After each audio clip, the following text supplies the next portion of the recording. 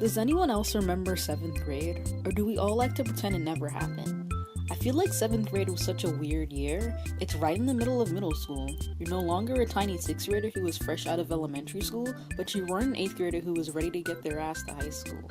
I think that alone, especially in my school, made a lot of the 7th grade act wide. Not only that, but 7th grade seemed to be when everyone was starting to really form into their teenage self, which meant we all had to go through that transition phase, the awkward phase, the I'm trying too hard to be cool phase, and a few others, but I think the most prominent one is the emo phase. If you've never had an emo phase, consider yourself blessed by God himself, because it's truly a horrible and embarrassing thing to look back on. Luckily for me, my emo phase wasn't as bad as it could have been due to me not having enough money to waste at Hot Topic, which is super expensive for a 13-year-old I might add. How do current emo kids even afford it?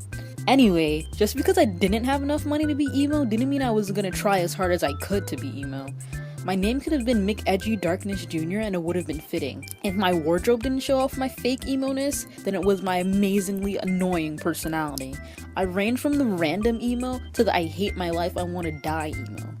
I was pretentious, and I truly believe there was no other 13-year-old on the planet like me. Along with my emo phase came a slight weeaboo phase, which thankfully wasn't too bad.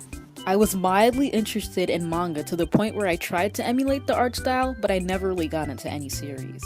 But what did happen was my writing.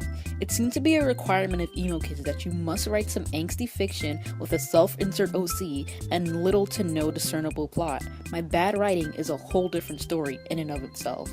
And let's not even get started with the way my hair looked. It was horrid, and ironically enough, the start and end of my emo phase. I tried so hard to give myself those stupid bangs that cover up your whole face. Even my family said it looked bad.